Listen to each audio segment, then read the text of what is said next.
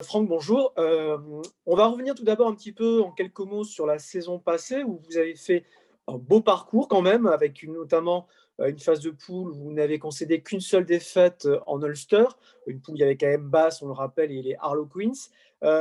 Quels enseignements voilà, vous gardez un petit peu de cette campagne 2019-2020? Ouais, forcément, évidemment, elle va être impactée essentiellement par la fin de saison et notamment le virus, la Covid. Mais ça s'est fait en deux temps, quoi. Une campagne qui était plutôt intéressante où ça nous a permis aussi de nous lancer. On a été assez irrégulier dans notre saison l'année dernière, mais en Coupe d'Europe, on a essayé d'être assez consistant avec. Je pense un match qui nous a fait énormément de bien, c'est le déplacement à Bath l'année dernière, où dans un contexte sous la pluie, on a été capable d'aller chercher cette victoire et certainement de nous lancer complètement dans cette compétition. Ensuite, évidemment, avec, comme je le disais, le virus, on s'est retrouvé sur un quart de finale à domicile, ce qui était quand même un objectif et qui n'est pas simple à obtenir. C'était une toute autre histoire et avec un nouveau groupe et surtout un groupe qui était et qui est toujours en construction et forcément avec des repères complètement différents déjà dans l'approche psychologique de la compétition avec les nouveaux, est-ce que c'est légitime qu'on la joue avec oui, c'est plus la même compétition, il n'y a plus le même effectif. Donc, forcément, tout ça tournait autour de l'équipe. Et aussi, sur nos fondamentaux et sur notre jeu, pas suffisamment prêt sur ce début de saison pour pouvoir poser des problèmes plus qu'on l'a fait face au Racing. D'accord, très bien. Alors justement par rapport à ce début de saison en top 14 et à ce nouveau groupe que vous évoquiez, est-ce que vous avez l'impression malgré tout que vous allez aborder, la nouvelle édition, la nouvelle campagne dans 10 jours, voilà, avec quand même quelques garanties, quelques armes justement pour rivaliser? Vous comment vous On travaille pour, depuis le début de la saison, pour construire notre état d'esprit, reconstruire notre jeu. Et on voit les choses s'améliorer de semaine en semaine. Je ne vais pas vous dire le contraire, on n'est pas arrivé non plus. C'est pour l'instant, ça fonctionne sur le format du top 14. On est en train de prendre des bons repères, il me semble. Maintenant, c'est transposer ça sur la Coupe d'Europe. Réellement, ça sera un très bon test pour nous la semaine prochaine face à Bristol et voir un peu comment on peut se situer avec, dans cette aventure avec ce nouveau groupe réellement. On a mais aussi, je trouve que c'est intéressant de pouvoir avoir une expérience avec ce groupe-là, même si elle était tôt dans la saison, autour de ce match de quart de finale contre le Racing, où ça nous permet d'apprendre des choses sur nous-mêmes. Alors, si on doit trouver un avantage, on va dire, entre guillemets, à la crise sanitaire, on va dire que la Coupe d'Europe, finalement, redémarre très vite et va vous permettre peut-être d'évacuer la frustration de ce quart de finale assez rapidement. Vous allez pouvoir très vite la switcher. Oui, mais je pense on est très vite passé à autre chose parce que on ne s'est pas menti. Il y a des choses qu'on aurait pu mieux maîtriser certainement, mais voilà, c'était aussi le début d'une histoire qui est en train de se construire. Et on s'est dit, bon, et ça, on l'attribue à la saison passée, c'est comme ça. Et maintenant, on se focalise sur le top 14 et comment on peut travailler et progresser dans notre structure, dans notre jeu. Et on parlera de la Coupe d'Europe quand le moment viendra. Et ce sera la semaine prochaine. La stimulation et la motivation qu'on a, c'est démarrer réellement une nouvelle aventure en Coupe d'Europe avec ce groupe-là. Et alors, quel regard vous portez sur ce nouveau format inédit en raison de la crise sanitaire, où les rencontres franco-françaises n'auront pas lieu? Beaucoup disent que justement ça va apporter un petit piment en plus, que c'est assez excitant. Qu'est-ce que vous en pensez? Oui, c'est toujours mieux de ne pas jouer des clubs de top 14 parce que on se joue suffisamment au fur et à mesure des saisons et des années. Ça devient redondant sinon. Et ça n'a pas le même peps, le même charme pour les joueurs. Et donc, ça, c'est une bonne chose. Après, le format, on va le découvrir, on va s'adapter aussi au fur et à mesure. C'est vrai que par moments, c'est un peu troublant de se dire qu'on ne va pas tous avoir les mêmes oppositions et que c'est, même si on va jouer Bristol et le Munster, et en fonction tout va compter dans cette nouvelle formule. Il y aura un classement final qui va déterminer réellement les qualifiés. Donc, ça ne dépend pas que de nos performances, mais aussi des autres poules et, euh, et des confrontations qu'il va y avoir. Alors justement, on va évoquer tout de suite vos adversaires directs dans cette poule avec ce premier déplacement le 12 décembre à Ashton Gate. Bon, on ne pouvait pas rêver presque meilleure opposition pour démarrer la Coupe d'Europe. Il faudra être au rendez-vous dès le début, on le sait, hein, il faut jamais lâcher de points en Coupe d'Europe. Qu'est-ce que vous attendez de ce premier déplacement face aux Bristol Bears? Ouais, ce que je disais, c'est se concentrer sur nous et apprendre sur nous, bien maîtriser tout ce qu'on le peut avant dans notre préparation des semaines. Parce qu'on sait qu'on joue une équipe qui est en train de confirmer à travers l'ambition qu'elle a depuis 2-3 saisons, elle est en train voilà, d'arriver sur ce qu'elle veut avec une équipe qui vient de gagner le challenge, qui a de l'ambition par rapport à cette compétition et à la fois sur son championnat domestique. Donc, on sait on va directement chez l'équipe qui est en forme et qui monte en ce moment du côté des Anglais. Donc, c'est un effectif de qualité. Elle vient de le prouver aussi, elle s'est rassurée par rapport à, à sa capacité à jouer des phases finales et les remporter. Elle construit une équipe autour d'un nouveau projet, d'un état d'esprit, d'une nouvelle culture autour de Pat Lam. Et donc, petit à petit, on voit apparaître forcément ces aspects-là. Très bien. Et puis, il y aura une semaine plus tard, bien évidemment, cette réception du Munster Rugby qu'on ne présente plus, bien évidemment. Une équipe que vous aviez, on le rappelle, battue en demi-finale en 2013, 16-10 au Michelin. Bon, là encore, hein, c'est un grand d'Europe. C'est aussi pour ça que les clubs français, et que les clubs en général, souhaitent jouer à la Coupe d'Europe. C'est pour ces grands rendez-vous. Un mot sur le Munster Rugby? Bah, c'est certainement que si, quand vous demandez quelles sont les équipes qui font penser à la Coupe d'Europe, essentiellement le Munster en fait partie. Et ils ont une grosse histoire avec la Coupe d'Europe. Ils l'ont marqué, ils l'ont gagné. Et ils l'ont, voilà, ça fait partie de c'est leur objectif principal chaque année. Et c'est un monument du rugby en Europe, de par le jeu qu'ils pratiquent, mais aussi par la culture, l'état d'esprit de cette province. Et on en avait parlé à l'époque quand on est allé là-bas, mais aussi quand on les a joués en phase finale. C'est toujours, il y a toujours l'envie d'être à la hauteur de leur culture. C'est solide.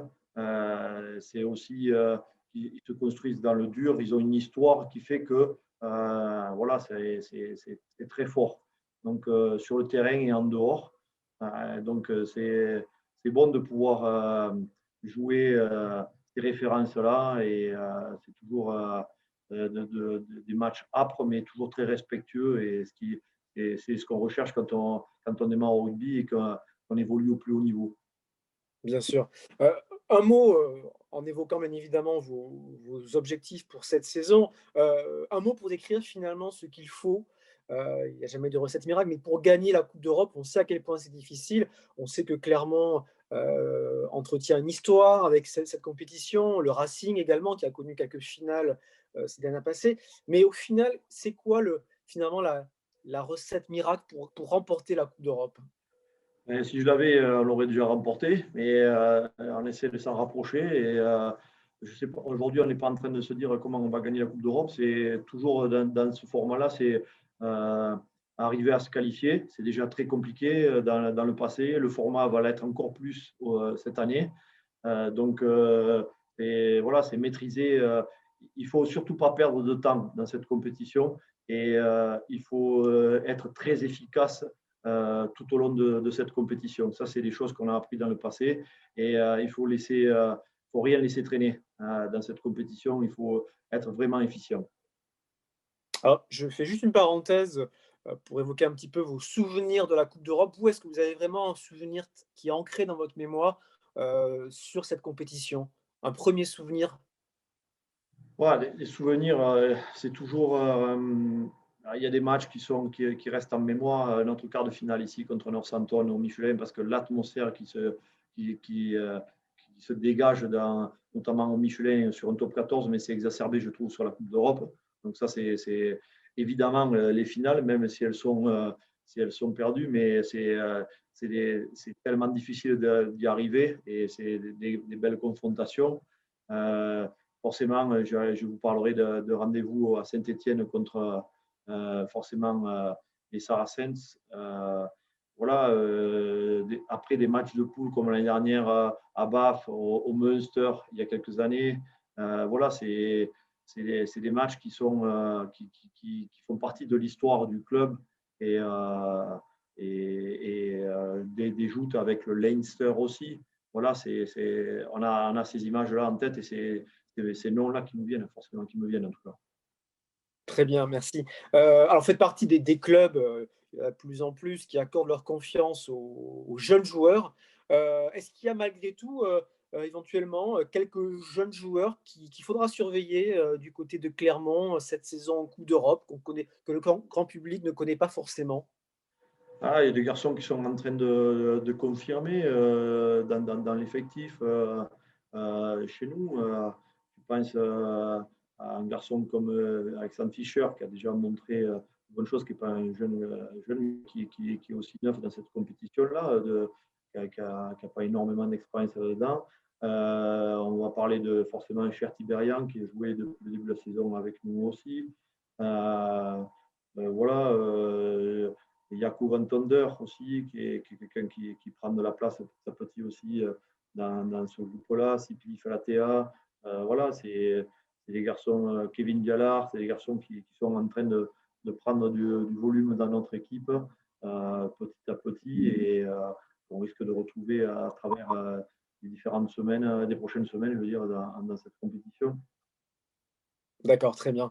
On va parler un petit peu des supporters et on va se projeter sur le jour où les supporters auront le droit, la possibilité de retourner, dans les stades. Vous, avec la Yellow Army, vous avez quand même des supporters, reconnus, voilà, dans l'Europe entière. Qu'est-ce que ça signifiera et quelles seront les émotions que vous éprouverez, vous, comme les joueurs, ce jour où, voilà, vous allez retrouver vos supporters au Michelin? Comment est-ce que ça va se passer selon vous? Ouais, je pense qu'il y aura beaucoup d'échanges avant et après le match, beaucoup de communion.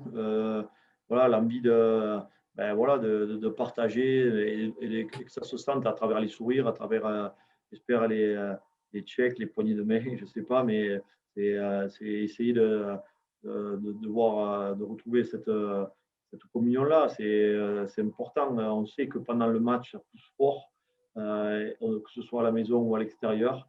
On a envie de nouveau les entendre s'exprimer et puis surtout, voilà, ces sourires qui manquent aujourd'hui dans nos stades et ce partage-là. Donc, on est tous en attente de ces moments-là, de ces sensations-là. Je crois que c'est pas des choses qu'on peut anticiper, ça se fera assez de manière spontanée et on est privilégié en ce sens parce on a un public qui est fidèle et qui nous suit même aujourd'hui dans des moments où ils ne sont pas forcément là avec nous, mais à travers les réseaux sociaux, à travers les messages qu'on peut recevoir de l'extérieur, on le sent.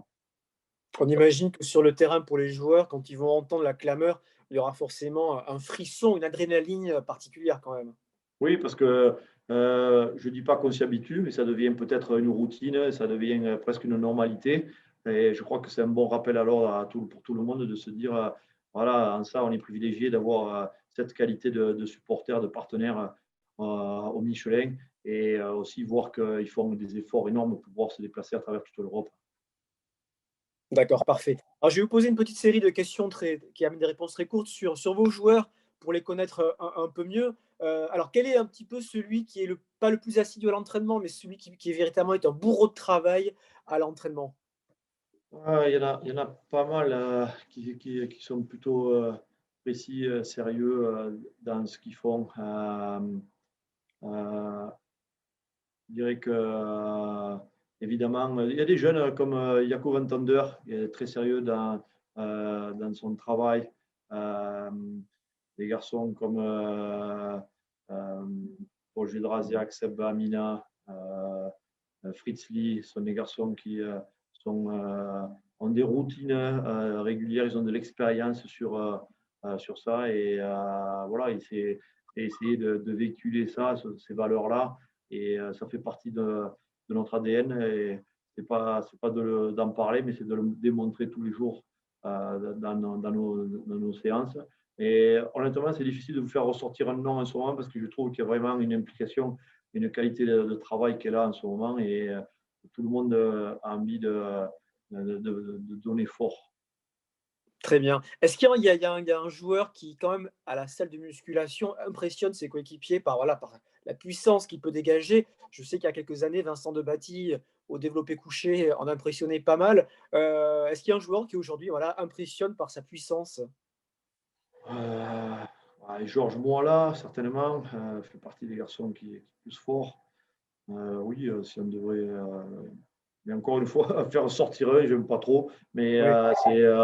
ouais, c'est certainement, oui, il fait partie des garçons qui sont puissants, qui sont forts là-dessus, ouais.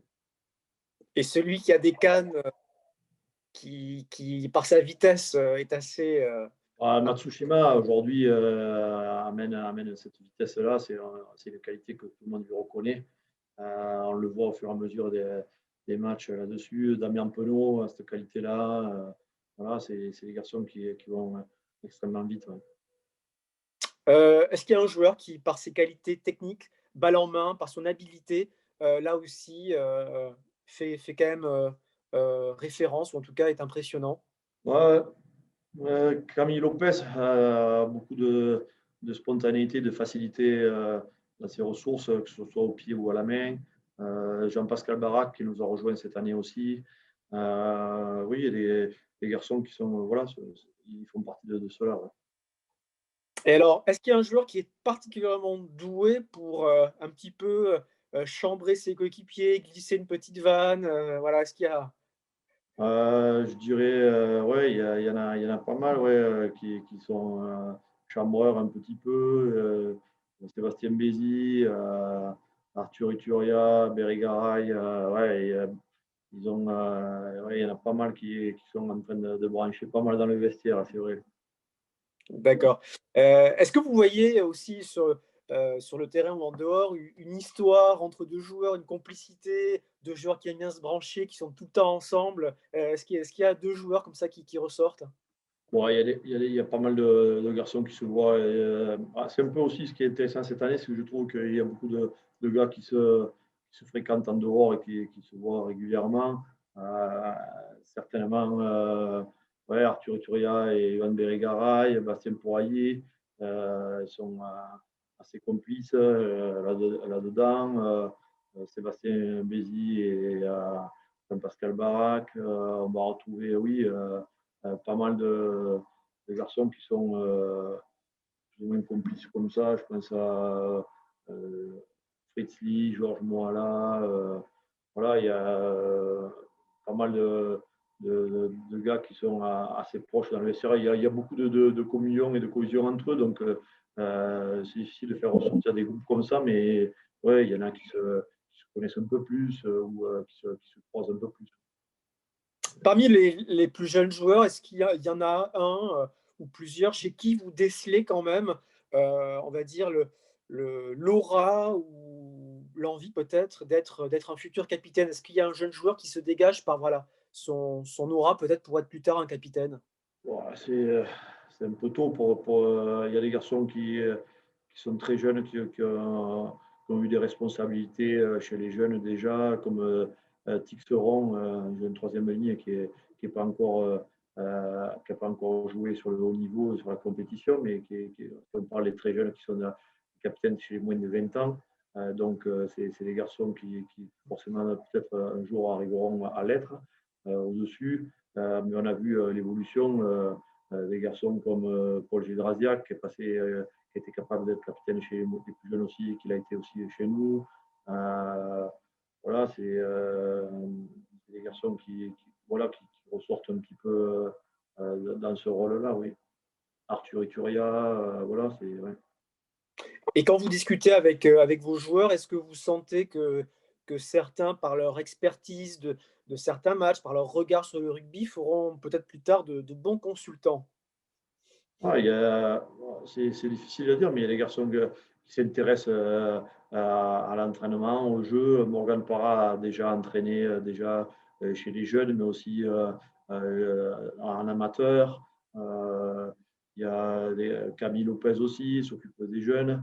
Il y a des garçons qui auront peut-être un peu plus cette vocation plus tard, ou qui aiment ça. Des garçons comme Fritz Lee aussi.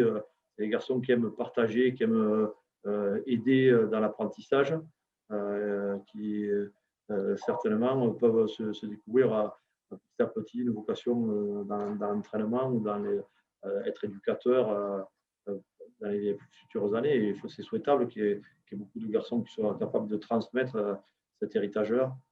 Merci à vous. Bonne Merci. journée. Bonne journée. Merci beaucoup. Très bonne journée. À bientôt. Merci, au revoir.